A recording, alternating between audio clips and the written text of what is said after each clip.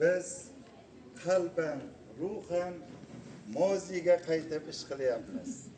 Moziga qaytib ish ko'rmoq xayrlikdir deb buyuk adibimiz, jadid bobomiz Abdulla Qodiriy o'zining o'tgan kunlarini muqaddimasida yozadi.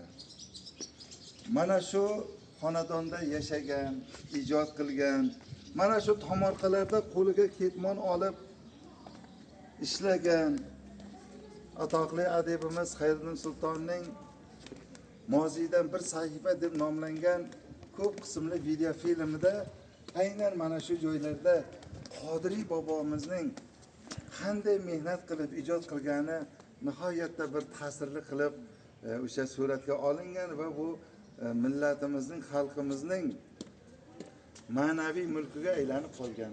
Mana bo'lajak filolog olimalarimiz, bular ko'proq ingliz tili mutaxassisi ham bo'lishadi. Albatta Qodiriy ijodini, uning ibratli hayotini dunyolarga olib chiqib, dunyoni hayratga solib, mamlakatimiz o'tmishi qanchalik boy bo'lganini va bugun yangi O'zbekiston 3-renessans davri taraqqiyoti qanaqangi bo'lishini Xudo xolasa xalqaro tillarda olib yoritadi degan umiddamiz. Xo'sh qizlarim, taassurotlar qanday bo'lyapti?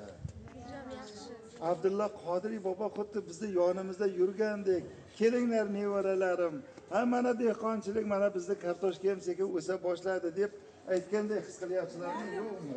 Bilardim. Bu kartoshka. Ha, shu kartoshka mana juda yaxshi ekilgan.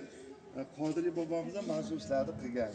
Demak, bugun Abdulla Qodiriy uy muzeyi biz uchun bir katta ijodiy mahorat maktabiga aylangan. Buning uchun muhtaram prezidentimiz Shavkat Mirziyoyevga yana bir qalban tashakkur izhor etsak arziydi, chunki bu xonadonni uy muzeyiga aylantirib, xonadonda yashab kelayotgan, shu kungacha yashab kelayotgan Qodiriyning nevaralariga, bu sizlar ko'rgan yozuvchilar uylaridan hammasiga o'sha haligi kvartiralar, uylar berishgan va bu endi xalqning katta mulkiga aylangan. Bu muzeyning direktori, rahbari Abdulla Qodiriyning o'g'li. O'g'li Habibulla otamizning o'g'illari Xondamir Qodiriy bizda ko'zdagi qo'shnimiz, hozir ijodiy safarda ekan, shuning uchun kela olmay qoldi, o'zlari kelmoqchi edi. Mana shu yerda mana shu obod qilib o'tiradi. Iloyim mana shu uy muzeyida qilinayotgan xayrli ishlar bardavom bo'lsin.